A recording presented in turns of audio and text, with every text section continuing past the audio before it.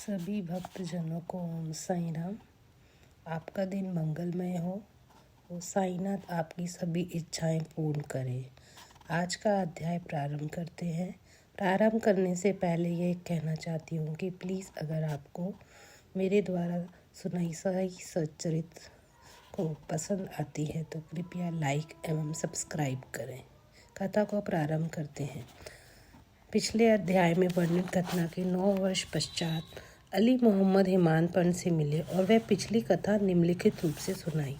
एक दिन बम्बई में घूमते घूमते मैंने एक दुकानदार से बाबा का चित्र खरीदा, उसे फ्रेम कराया और अपने घर के मध्य में लाकर दीवार पर लगा दिया। मुझे बाबा से स्वाभाविक प्रेम था, इसलिए मैं प्रतिदिन उनका श्री दर्शन किया करता था। जब मैंने आपको यह चित्र भेंट किया तो उन्हें 3 माह पूर्व मेरे पैर में सूजन आने के कारण शल्य चिकित्सा भी हुई थी। मैं अपने साले नूर मोहम्मद के यहाँ पड़ा हुआ था। खुद मेरे घर पर 3 माह से ताला लगा था और उस समय वहाँ कोई नहीं था। केवल प्रसिद्ध बाबा अब्दुल रहमान, मौलाना साहिब मोहम्मद हुसैन, साईं बाबा, ताजुद्दीन बाबा और संत चित्रों के रूप में ही वहाँ विराजमान थे, परंतु काल चक्र ने उन्हें भी ना छोड़ा। मैं वहाँ बीमार पड़ा हुआ था तो मेरे घर पर उन लोगों की फोटो को कष्ट क्यों हो। ऐसा समझ में आता है कि वह भी आवागमन मतलब जन्म और मृत्यु के चक्कर से मुक्त नहीं है।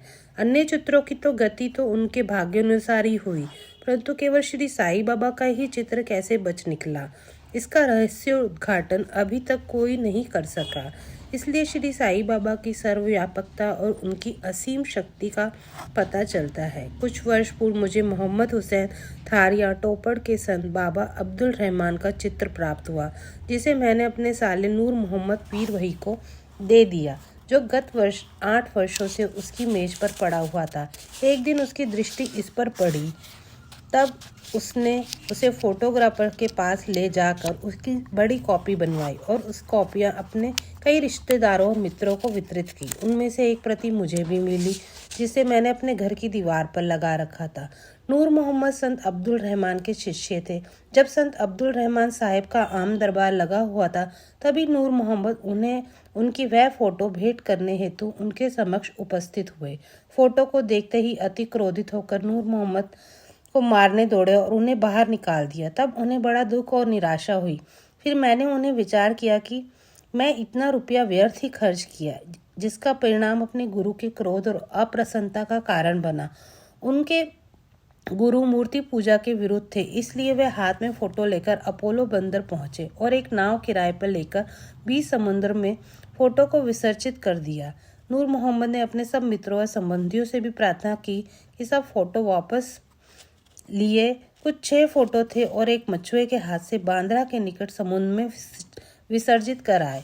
इस समय मैं अपने साले के घर पर ही था। तब नूर मोहम्मद ने मुझसे कहा कि यदि तुम संतों के सब चित्रों को समुद्र में विसर्जित कर दोगे तो तुम शीघ्र स्वस्थ हो जाओगे। यह सुनकर मैंने मैनेजर मेहता को अपने घर भेजा और उनके द्वारा घर पे लगे हुए सब चित्रों को समुद्र में विसर्जित किए। 2 माह पश्चात जब मैं अपने घर वापस लौटा तो बाबा का चित्र पूर्वता लगा देखकर मुझे महान आश्चर्य हुआ। मैं समझ ना सका कि मेहता ने अन्य सब चित्रों को तो निकाल कर विसर्जित कर दिया, पर केवल यही चित्र कैसे बच गया। तब मैंने उन्हें तुरंत निकाल दिया और सोचने लगा कि कहीं मेरे साले की दृष्टि इस चित्र पर पड़ गई तो इसकी भी इतिश्री कर देगा। जब मैं ऐसा विचार ही कर रहा था तो इस चित्र को कौन अच्छी तरह संभाल कर रख सकता है, तब वह स्वयं ही श्री साईं बाबा ने सुझाया कि मौलाना इस्मू बिदावर के पास जाकर उनके परामर्श करो और इनकी इच्छा अनुसार ही कार्य करो। मैंने मौलाना साहिब से भेंट की और सब बातें उन्हें बतलाई। कुछ देर विचार करने के पश्चात वे इस निर्णय पर पहुंचे कि इस चित्र को आपको मतलब हेमान पांड को भेंट करना उचित है, क्योंकि केवल आप ही इसे उत्तम प्रकार से संभालने के लिए योग्य हैं। तब हम दोनों आपके घर आए और उपयुक्त समय पर ही यह चित्र आपको भेंट कर दिया। इस कथा से विदित होता है कि बाबा त्रिकाल ज्ञानी थे और कितनी कुशलता से समस्या का हल भक्तों की इच्छाएं पूर्ण किया करते थे। निम्नलिखित कथा इस प्रकार का प्रतीक है कि आध्यात्मिक जिज्ञासुओं पर बाबा किस प्रकार स्नेह रखते तथा किस प्रकार उनके कष्ट का निवारण कर उन्हें सुख पहुंचाते थे। हिंदियों की चोरी और ज्ञानेश्वरी का पठन। श्री वी देव जो उस समय ढाणू के मामलदार थे, को दीर्घ काल से अन्य धार्मिक ग्रंथों के साथ साथ ज्ञानेश्वरी के पठन की भी तीव्र इच्छा प्रकट हुई। वे भगवत गीता के एक अध्याय का नित्य पठन करते थे तथा थोड़ा बहुत अन्य ग्रंथों का भी अध्ययन करते थे। परंतु जब भी वे ज्ञानेश्वरी का पाठ प्रारंभ करते तो उनके समक्ष अनेक बाधाएं उपस्थित हो जाती थी, जिससे वे पाठ करने में सर्वथा वंचित रह जाया करते थे। 3 मास की छुट्टी लेकर वह शिरडी पधारे और तत्पश्चात वे अपने घर पौड़ में विश्राम करने के लिए भी गए। अन्य ग्रंथ तो वह पढ़ा ही करते थे, परंतु जब ज्ञानेश्वरी का पाठ प्रारंभ करने तो नाना प्रकार के अकलुषित विचार उनके इस प्रकार घेर लेते थे कि लाचार होकर उसका पठन स्थगित करना पड़ता था। बहुत प्रयत्न करने पर जब उनको केवल 2-4 पंक्तियां पढ़ना भी दुष्कर हो गया, तब उन्होंने यह निश्चय किया कि जब दयानिधि श्री साईनाथ की कृपा इस ग्रंथ के पठन की आज्ञा देंगे तभी उसका श्रीगणेश करूंगा। जब 1914 के फरवरी मास में सकुटुंब शिरडी पधारे तभी श्री जोग ने उनसे पूछा कि क्या आप ज्ञानेश्वरी का नित्य पठन करते हैं। श्री देव ने उत्तर दिया, मेरी इच्छा तो बहुत है, परंतु मैं ऐसा करने में सफलता नहीं पा रहा हूँ। अब तो मैं जब बाबा की आज्ञा होगी तभी प्रारंभ करूंगा। श्री जोग ने सलाह दी कि ग्रंथ के एक प्रति खरीदकर बाबा को भेंट करो और जब वह अपने कर कमलों से स्पर्श करके उसे लौटा दे तब उसका पठन करना प्रारंभ करना। श्री देव ने कहा कि इस प्रणाली को श्रेयस्कर नहीं समझता, क्योंकि बाबा के तो अंतर्यामी है और मेरे हृदय की इस इच्छा उनसे कैसे गुप्त रह सकती है। क्या वे स्पष्ट रूप से शब्दों का में आज्ञा देकर मेरी मनोकामना पूर्ण न करेंगे। श्री देव ने जाकर बाबा के दर्शन किए और 1 रुपया दक्षिणा में दी। तब बाबा ने उनसे 20 रुपये दक्षिणा मांगी, जो उन्होंने सहर्ष दे दी। रात्रि के समय श्री देव ने बालक राम से भेंट की और उनसे पूछा, आपने किस प्रकार बाबा की भक्ति तथा कृपा प्राप्त की। बालक राम ने कहा, मैं दूसरे दिन आरती समाप्त होने के पश्चात आपको पूर्ण वृत्तांत सुनाऊंगा। दूसरे दिन जब श्री देव साहब दर्शनार्थ मस्जिद में आए तो बाबा ने फिर से 20 रुपये दक्षिणा मांगी, जो उन्होंने सहर्ष भेंट कर दी। मस्जिद में भीड़ अधिक होने के कारण एक और एकांत में जाकर बैठ गए। बाबा ने उन्हें बुलाकर अपने समीप बैठा लिया। आरती समाप्त होने के पश्चात जब सब लोग अपने घर लौट आए तब श्री देव ने बालक राम से भेंट करके उनका पूर्व इतिहास जानने की जिज्ञासा प्रकट की। तब बाबा द्वारा प्राप्त उपदेश व ध्यान आदि के संबंध में पूछताछ की। बालक राम ने इन सब बातों का उत्तर देने वाले ही थे कि इतने में चंदू कौड़ी ने आकर श्री देव को बाबा ने याद किया है। जब देव बाबा के पास पहुंचे तो उन्होंने प्रश्न किया कि वह किससे और क्या बातचीत कर रहे थे।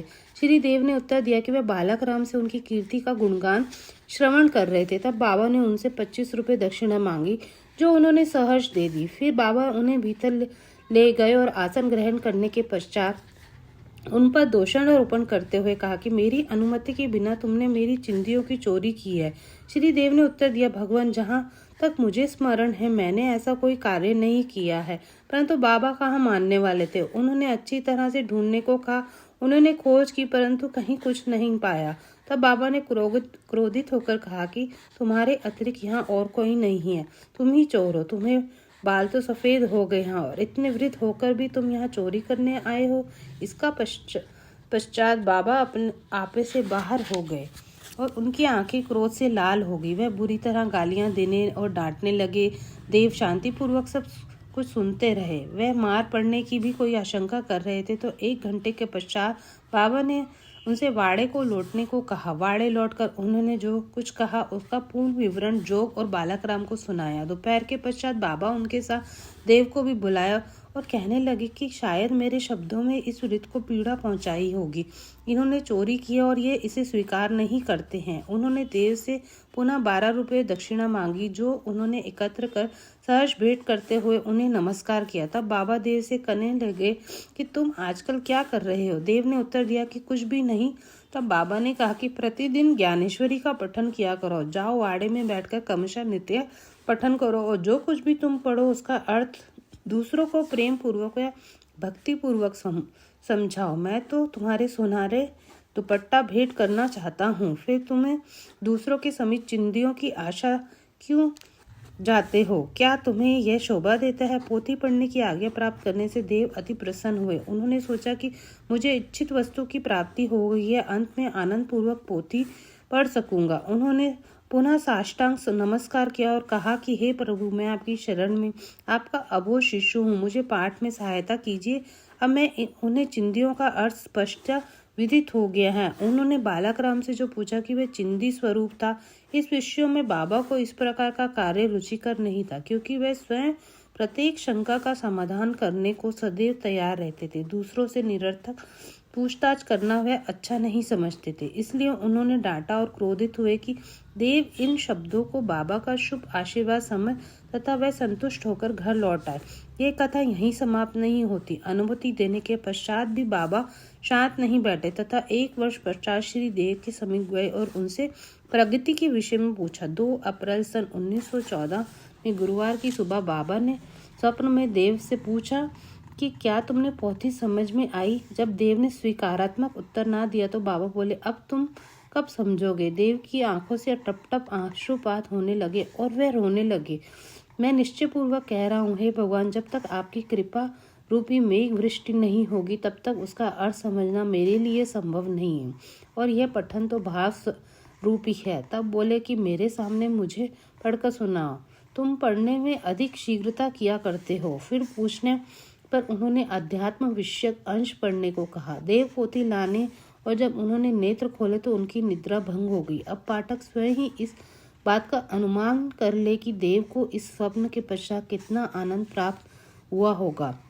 श्री देव अभी भी 1944 में जीवित थे और गत 4-5 वर्षों के पूर्व उनसे भेंट करने का सौभाग्य प्राप्त हुआ। जहाँ तक मुझे पता है वह यही है कि अभी भी ज्ञानेश्वरी का पठन किया करते थे। उनका ज्ञान अगाध अपूर्ण है। उनके लिए साईं लीला के लेख से स्पष्ट प्रतीत होता है।